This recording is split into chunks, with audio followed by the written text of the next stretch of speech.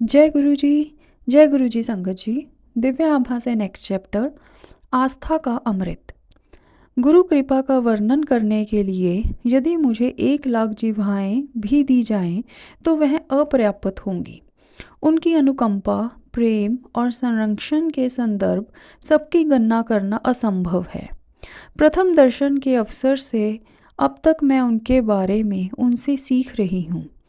आज भी किसी पर गुरु कृपा का संदर्भ सुनकर यही प्रतीत होता है कि उनके समक्ष हम सब बालक हैं, सीख रहे हैं। नवोदय। यह घटना अगस्त 1998 की है। एक दिन मेरे पति अपने कार्यालय से पहले वापस आ गए और बोले कि वह अपने मित्र विंग कमांडर चोपड़ा के साथ गुरुजी के पास जा रहे हैं। उस समय वह किसी संत, सन्यासी या महात्मा पर विश्वास नहीं करते थे, अतः उनका यह निर्णय सुनकर विस्मय हुआ। संध्या को 6 बजे जाकर वह अर्धरात्रि के पश्चात वापस आए। उनके लौटने पर मैं पूरा विवरण सुनने को उत्सुक थी, अतः घर आने के बाद जब वह बैठ गए, मैंने उन पर प्रश्नों की बौछार कर दी। क्या गुरुजी उपदेश देते हैं, भविष्य बताते हैं अथवा जीवन की दुविधाओं को दूर करने के लिए रतन या मंत्र देते हैं? मेरे पति का उत्तर मेरी आशा के प्रतिकूल था। थोड़े से शब्दों में उत्तर देते हुए उन्होंने कहा कि गुरुजी ऐसा कुछ नहीं करते हैं, उनके यहाँ पर गुरबानी के शब्द बजते हैं। उसके बाद हम सोने लगे और मैंने अपने पति का यह अनुभव एक बीती हुई घटना समझा। मेरा विचार था कि अगले दिन उन्हें पिछली संध्या की बात याद भी नहीं रहेगी।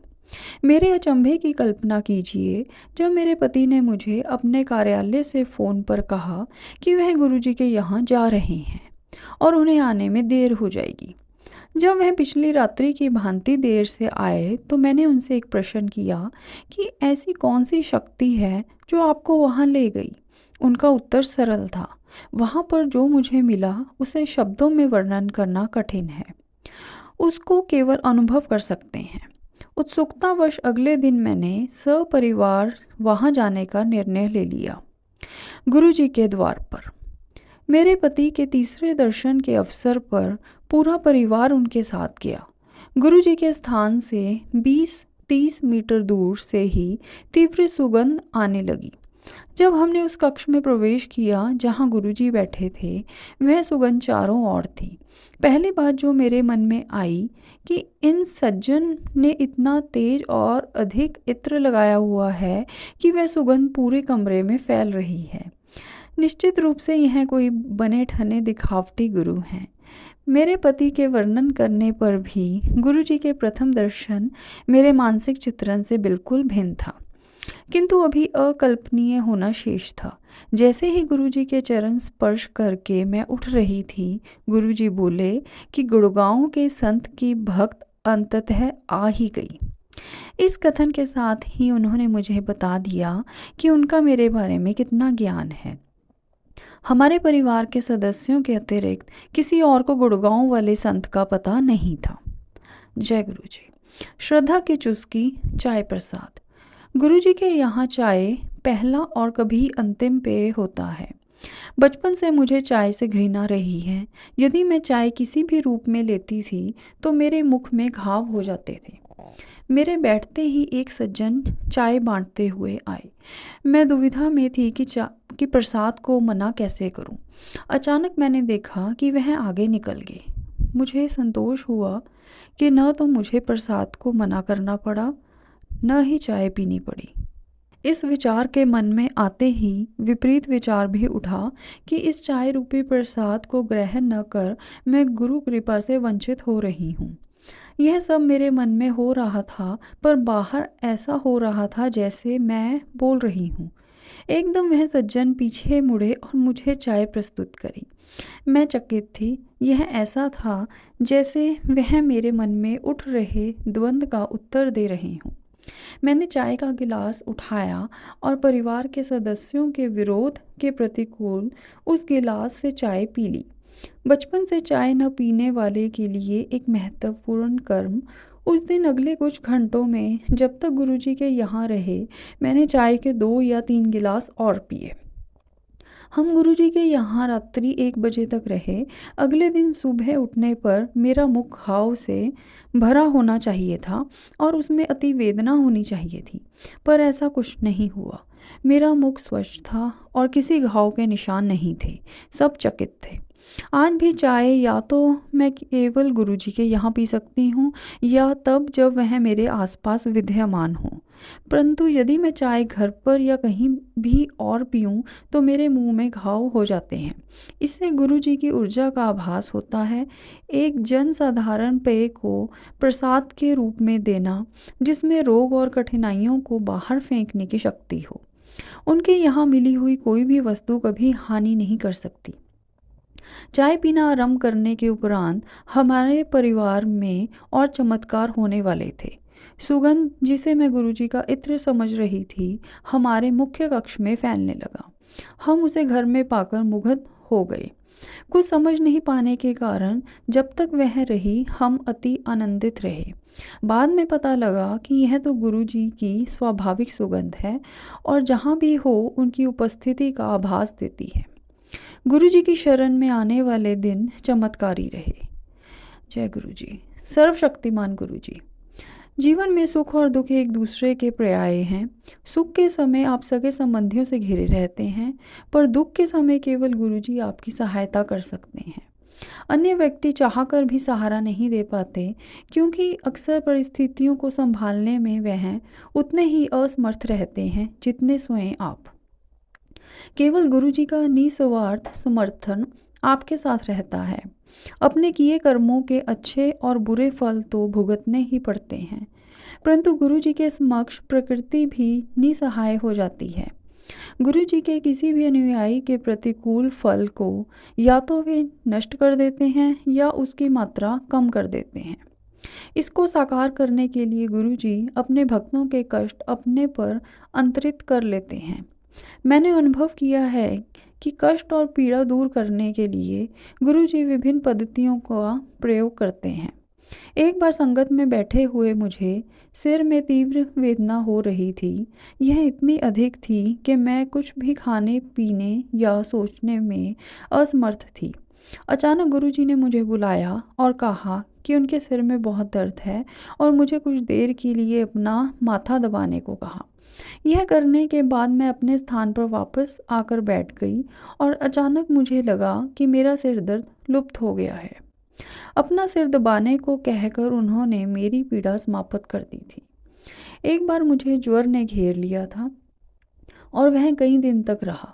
परीक्षणों और औषधियों के उपरांत भी वह नहीं उतरा। फिर 2 सप्ताह तक तीव्र औषधियों के सेवन से वह कम तो हुआ, पर पुनः वापस आ गया। मेरे ज्वर का रूप अनोखा हो गया। दिन के समय तापमान सामान्य रहकर शाम को बढ़ जाता था। 4 सप्ताह तक ऐसा ही होता रहा। चिकित्सक कुछ नहीं कर पा रहे थे, क्योंकि परीक्षणों के परिणाम अनिर्णायक थे। फिर एक दिन गुरुजी ने मेरे पति से इतने दिन संगत में मेरी अनुपस्थिति का कारण पूछा। गुरुजी को उत्तर देने पर उन्होंने 5 मिर्चों के प्रयोग की एक विधि बताई और उसके सेवन मात्र से मेरा 1 माह से अधिक अवधि से चल रहा ज्वर समाप्त हो गया। शनैः शनैः मैं पुनः स्वस्थ हो गई। मैं गुरुजी को एक बार और ज्वर से निकालने के लिए आभारी हूँ। यद्यपि मुझे हल्का ज्वर था, मैंने परिवार के साथ बड़े मंदिर जाने की योजना बनाई, परंतु बड़े मंदिर पहुँचते पहुँचते मेरा ज्वर अत्यधिक बढ़ गया और मेरे लिए उठ पाना संभव नहीं था। उस दिन अचानक गुरुजी वहाँ आ गए और मेरे पति और संगत के एक अन्य सदस्य को ताज़ा नींबू के घोल बनाकर पिलाने को कहा। ज्वर ऐसे लुप्त हुआ जैसे कभी था ही नहीं।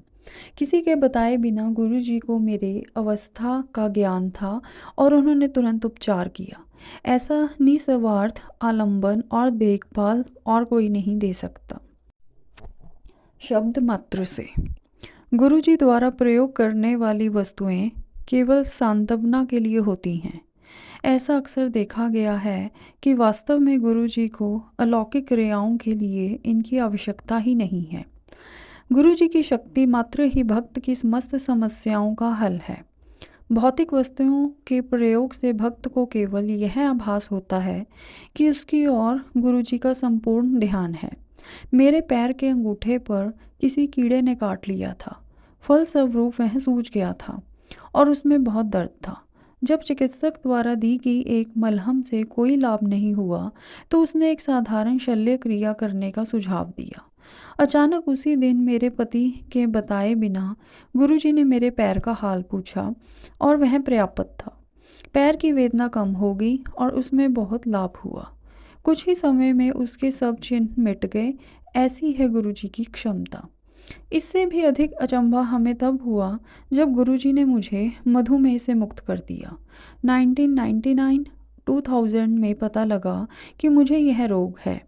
मधुमेह के बारे में सर्वविदित है कि इसकी कोई चिकित्सा नहीं है।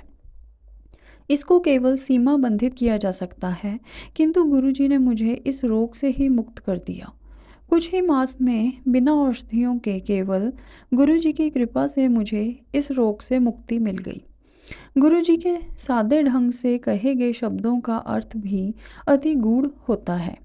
वास्तव में वह ब्रह्मा के लिए आदेश होते हैं और यदि उनके शब्दों का पालन नहीं किया जाए तो फल अप्रिय हो सकता है। जब हमने गुरुजी के पास आना आरंभ किया तो गुरुजी ने मेरे पति को सप्ताह में 3 बार सोम, बुध और शुक्र को आने को कहा। हमने उनके निर्देशों का पालन अवश्य किया, किंतु कम दिनों की पूर्ति करने के लिए घर से शीघ्र निकलना आरंभ किया। एक दिन जब हम 6 बजे ही पहुंच गए तो गुरुजी ने सत्संग के निर्धारित समय 8 बजे आने को कहा। आश्चर्यजनक रूप से उसके पश्चात ऐसा होने लगा कि हम वहां 8 बजे ही पहुंच पाते थे। एक बार हम घर से साढ़े 6:30 बजे ही निकल पड़े, परंतु उस दिन वह 25 किलोमीटर का मार्ग इतना व्यस्त मिला कि हम 8 बजे ही पहुंच पाए। अचंभे की बात है कि घर से 7:30 बजे निकलने पर भी हम 8 बजे पहुंच जाते थे। लंगर से कृपा। हमारी मनोवृत्ति अनेक बार हमें ऐसे अनुभव करा देती है जो बाद में मूर्खतापूर्ण कर्म लगते हैं। एक बार मैंने ऐसा उपवास रखा हुआ था जिसमें अन्न निषेध था। उस दिन मैं मात्र फलाहार ले सकती थी। जब हम गुरुजी की संगत में पहुँचे तो मैंने निश्चय किया कि मैं लंगर नहीं करूँगी क्योंकि उसमें रोटी होती है। मुझे आशा थी कि कोई इस पर ध्यान नहीं देगा। उस दिन 200 से अधिक श्रद्धालु थे और लंगर के 6 चक्र हुए थे, परंतु गुरुजी को इसका ज्ञान हो गया था और उन्होंने मुझे अंतिम चक्र में लंगर खाने को कहा। व्रत के नियम की अवहेलना नहीं करने की इच्छा से मैं प्रथम तल पर जाकर बैठ गई। उन दिनों एम्पायर एस्टेट में संगत नीचे होती थी और लंगर प्रथम तल पर दिया जाता था। मैंने निश्चय किया था कि एक कोने में बैठी रहूंगी और लंगर की समाप्ति पर नीचे आ जाऊंगी। इस प्रकार मैंने 2 अपराध किए थे। प्रथम गुरुजी के निर्देश की अवहेलना करने का और दूसरा उनको धोखा देने का प्रयास। नीचे आने पर गुरुजी ने मुझे घूर कर देखा और किसी को संगत में बांटने के लिए मिठाई लाने का आदेश दिया। उन्होंने प्रसाद बांटना आरंभ किया और मेरी बारी आने पर मुझे दूसरों की अपेक्षा दुगनी मात्रा दी। जैसे लंगर ना खाने के कारण वह मुझे उतना ही फल देना चाहते हैं। घर पहुंचकर जब मैंने पूरे घटनाक्रम का पुनरावलोकन किया तो मुझे अपनी भूल का आभास हुआ। गुरुजी का संदेश स्पष्ट था, लंगर करना आवश्यक है।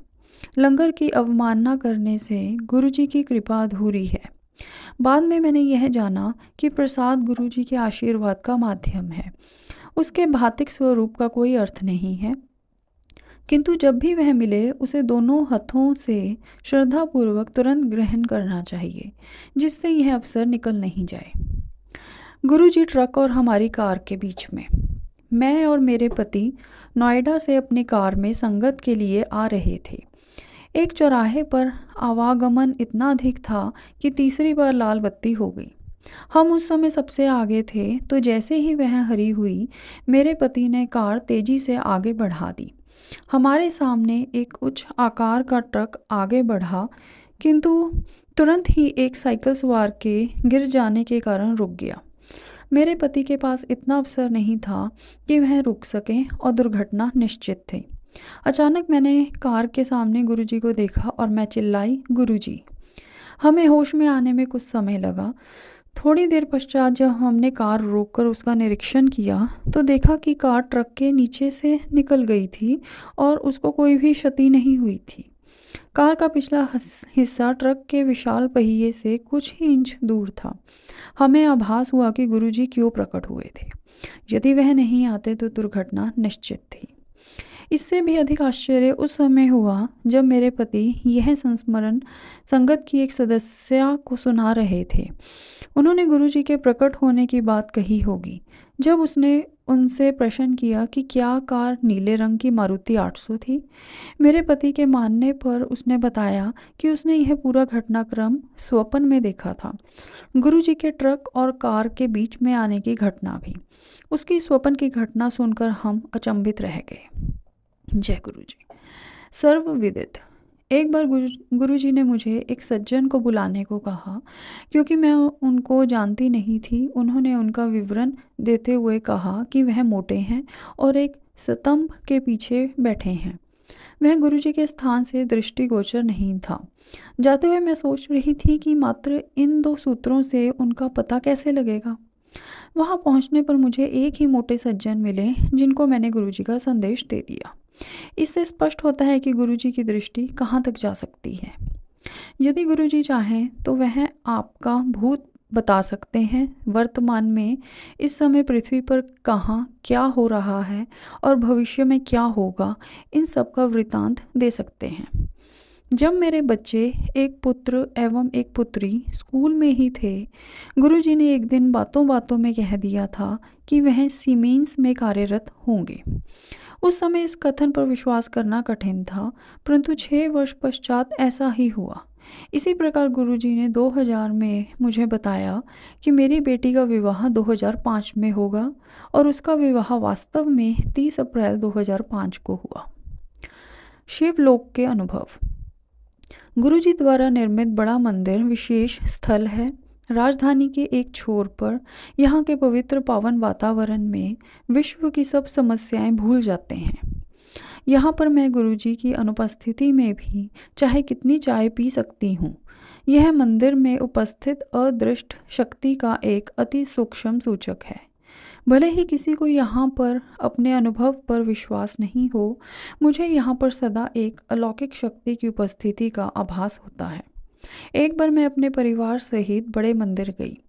सामान्यतः वहां पहुंचकर हमारे परिवार का प्रत्येक सदस्य स्वेच्छा से मंदिर में घूमता है। उस दिन दोपहर से थोड़ा पहले वहां पहुंचकर मैं गुरुजी के कक्ष की स्वच्छता देखने गई। उस कक्ष में शिव की एक अति सुंदर प्रतिमा है जिसमें वह आशीर्वाद देने की मुद्रा में आसीन है। हम उस प्रतिमा को सदा देखते आए थे। उस दिन जब मैंने वह प्रतिमा देखी तो मेरे अंदर सिरहन दौड़ गई। प्रतिमा का मुख 60 डिग्री दाहिने को मुड़ा हुआ था।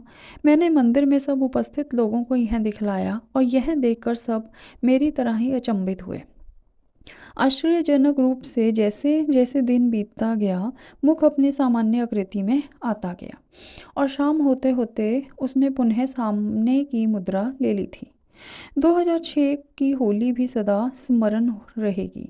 उस दिन प्रातः जब हम मंदिर में पहुंचे तो प्रत्येक ने कोई सेवा करनी आरंभ कर दी। मैं अपनी पड़ोसन संगीता के साथ हॉल में स्थित शिव प्रतिमा को चमकाने में लग गई। प्रतिमा को साफ करने के लिए ब्रासो रगड़ने के पश्चात संगीता को उसे एक अन्य कपड़े से चमकाना था। मैं ऊपरी भाग साफ कर चुकी थी और उस पर अंतिम सफाई करनी शेष थी। संगीता ने सफाई आरंभ ही करी थी जब उसने मुझे दिखाया कि शिव के गले में लिपटे हुए नाग के बीच में रंग लगा हुआ है। क्योंकि मैं उस भाग को साफ कर चुकी थी, मैंने उसे पुनः ध्यान से देखा। वहाँ पर रंग वास्तव में था। मैंने मंदिर में सब उपस्थित लोगों को इस चमत्कार का दर्शन करने के लिए बुलाया। उस दिन मंदिर में दर्शन करने वाले प्रत्येक भक्त ने समय समय पर रंग का बदलता रूप देखा। यह सब प्रसंग गुरु जी की अभूतपूर्व प्रतिभा के संकेत मात्र हैं, किंतु वास्तव में वह इन सब से सीमित नहीं है। उनकी अपार क्षमता हम साधारण मानव के लिए समझ पाना सहज नहीं है। हाथ जोड़ नतमस्तक होकर मैं आभार प्रकट करती हूँ और उनसे विनम्र निवेदन करती हूँ कि पूरी संगत पर सदा अपनी कृपा बनाए रखें। यह सत्संग लिखा गया है श्रीमती गौरी सिंगला, गुड़गांव से। जय गुरु जी, शुक्राना गुरु जी।